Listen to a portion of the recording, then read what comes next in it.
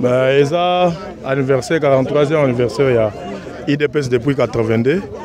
Nous avons célébré notre anniversaire, on a passé dans Mawa parce que Mboka Nabiso est habité.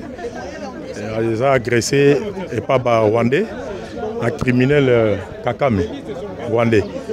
Et loko toko yebisa population est à la base à la calme, base à la derrière chef de l'État Félix Antoine Tshisekedi à Koussi Sabitumoy parce que c'est le seul homme au Congo dans Mboka Nabiso pas la volonté na monter ma bien il y a Koussi Sabitumba azobo ya makila etanga ya bana Congo ba mususu bagolo ba ndenge ba yoki bilobolo ya batu mais tango apasi bazolo tozomona eloko te depuis IDPS a eu pouvoir bitumba nini to offensive ezate tout ça te bitumba offensive ezali problème ya liboso boye ba ezaki ba soda nyonso oyo fati akuta ba généraux nyonso fati akuta baza ba généraux ya Kabila ba brassage mixage de batterie mboka na Bukavu babundi te batiki manduki ba se replier preuve ya que comment général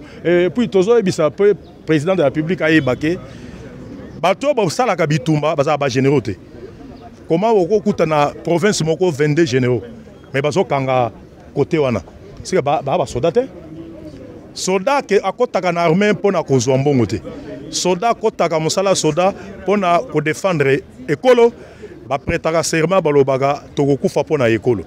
Mais yabiso ba soda o tozo soutenir bino tozo défendre bino na bazalendo. D'abord, je voudrais dire que le pays n'est pas déchiré, le pays est envahi par l'armée rwandaise et ses supplétifs 2023. Et pourquoi le contexte il est particulier, voilà pourquoi lorsque le pays est envahi, on ne fête pas, absolument pas. Nous avons pensé arriver faire signe 43 ans d'anniversaire dans la prière avec Dieu. Parce que c'est Dieu qui nous a donné ce pays. Ce pays où il a mis autant de richesses pour lesquelles nous sommes convoités. Voyez-vous? Et ce pays qui est défendu par le président de la République, Félix Antoine Tshisekedi, qui tient le front. Et voilà, donc nous avons voulu remercier Dieu qui nous a donné ce pays et lui demander de nous aider derrière le chef de l'État, Félix Antoine Tshisekedi, de pouvoir conserver notre pays, nos richesses, reconquérir la souveraineté de ce pays pour que les populations puissent en bénéficier. Voilà donc, quand vous faites allusion à ces critiques-là par rapport à la démarche, d'abord nous sommes dans un état de droit. Dans un état de droit, c'est pour cet état de droit-là, c'est pour cela que nous sommes battus derrière Feu de Moulumba. L'état de droit suppose que chacun donne son point de vue exactement sous réserve du respect des lois du pays, voyez-vous. Donc, ces critiques-là, lorsque le cardinal prend une initiative, il faut faire la part des choses d'abord. L'Église catholique, là-dedans, il y a des points de vue.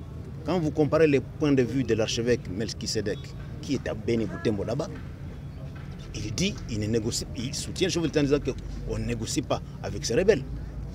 Il y a des points de vue qui se lèvent au sein de l'Église, mais ça ne nous empêche pas, nous, de venir prier Dieu. Ici, au niveau de Sainte-Anne, ça ne nous empêche pas. Voilà pourquoi nous devons dire que, d'abord, l'UDPS est un parti laïque. Comme on est venu prier ici, de la même façon, on peut aller prier aussi chez les Kimbangi, chez les Anglicans. Donc c'est un parti laïque. Donc je voudrais dire à nos populations ici de faire la part des choses entre les points de vue des individus ou des individualités membres d'une église. C'est la même chose aussi qu'on peut faire aussi la différence entre des individualités membres de l'UDPS qui peuvent s'exprimer.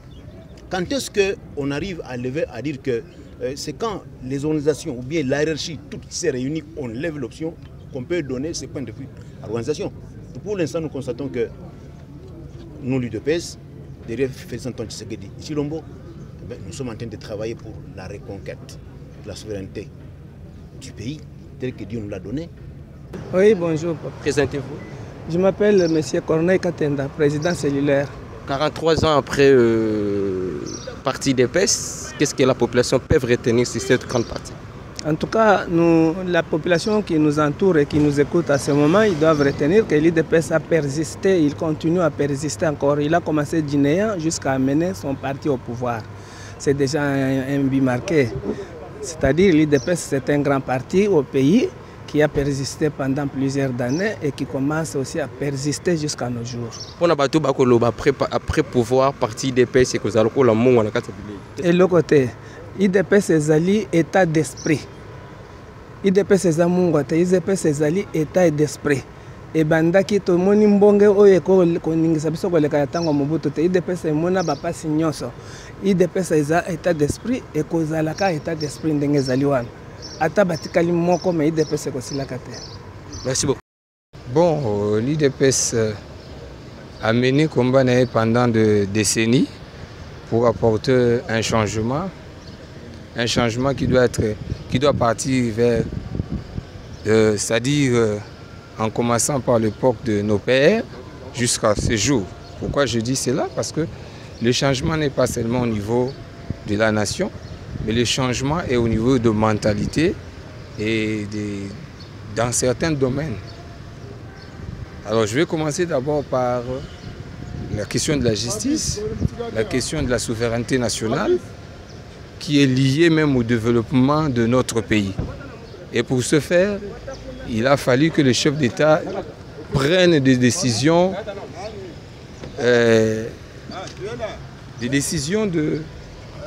fermes, des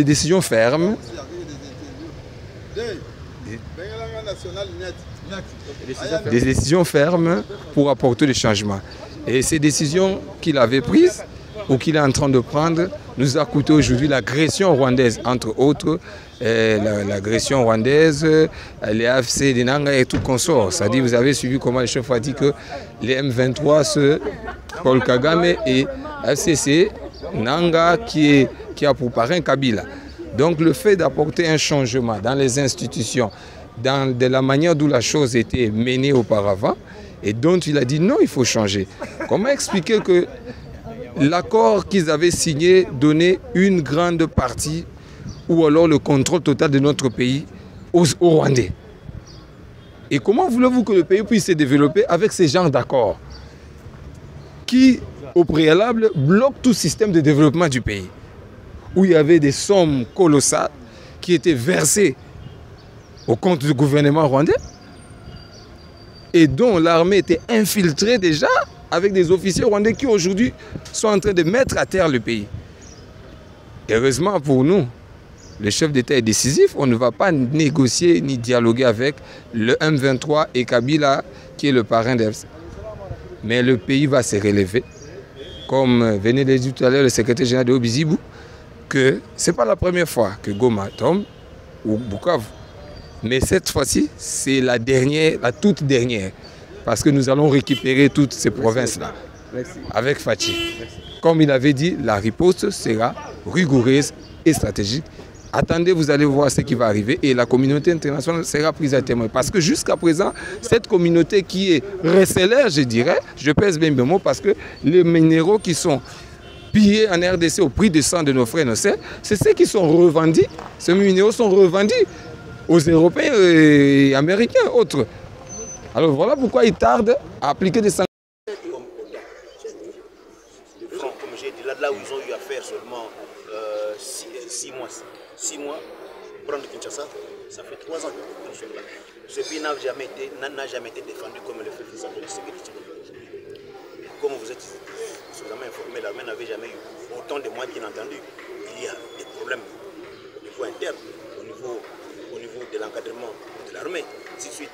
Et ça, c'est une leçon que le travail se fasse, parce que j'aime chaque fois rappeler que cette armée a été infiltrée depuis 1997 lorsqu'on a eu à installer James Kabarebe comme chef d'état-major de l'armée congolaise. Depuis 1997, l'armée a été infiltrée. Les faits sont en train de faire un travail aujourd'hui. Au même moment, il est en train de se battre. Au même moment, il fait un travail de désinfiltrer l'armée. Comme vous le savez, ce qui est déterminant dans la guerre, c'est d'abord le renseignement. Lorsque l'ennemi a truffé chez vous des invités depuis très très longtemps, eh bien, il faut être en mesure de désinfiltrer l'armée pour que les renseignements ne puissent pas être en train de fuiter, Voilà, donc nous disons que le président de la République